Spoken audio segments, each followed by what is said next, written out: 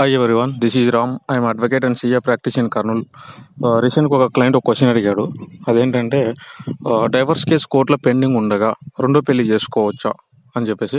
So compulsory చేసుకోవచ్చు అండి. కాకపోతే దీనికి ఒక అగ్రిమెంట్ రాసుకొని ఉండాలి, ఇద్దరు హస్బెండ్ అండ్ వైఫ్. ఆ అగ్రిమెంట్లో ఏమో రాసుకొని ఉండాలంటే ఈ వైఫ్ అడిగిన amount and gold and and ఆమె ఆమె ఏమైతే కండిషన్స్ పెట్టిందో ఆ కండిషన్స్ అని ఫుల్ఫిల్ చేసి ఉండాలి. సో ఈ అగ్రిమెంట్ రాసుకొని డైవర్స్ కేసులో కూడా ఈ అగ్రిమెంట్ను ఇంక్లూడ్ చేస్తూ లిస్ట్ ఆఫ్ డాక్యుమెంట్స్ ఈ అగ్రిమెంట్ని మెన్షన్ చేస్తూ అండ్ ఒక మంచి లాయర్ని పెట్టుకొని అండ్ హీరింగ్స్ అటెండ్ అవుతూ చేస్తే కనుక జస్ట్ విత్ ఇన్ 4 months లోపల ఇద్దరికి మ్యూచువల్ డైవర్స్ కంపల్సరీ వచ్చే అవకాశం ఉంది. బికాజ్ ఎందుకంటే రీసెంట్గా సుప్రీంకోర్టు జడ్జిమెంట్ కూడా వచ్చింది.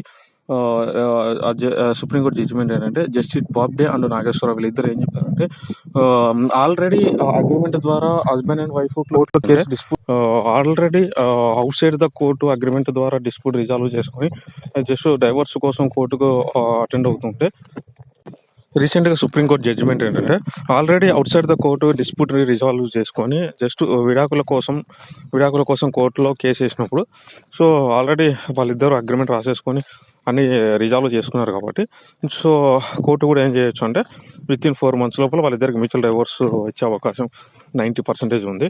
సో దీన్ని బట్టి ఏంటంటే కోర్టులో కేసు పెండింగ్ ఉండగానే రెండో పెళ్లి చేసుకోవచ్చు, అది అమ్మాయి అయినా సరే అబ్బాయి అయినా సరే. So this is the answer.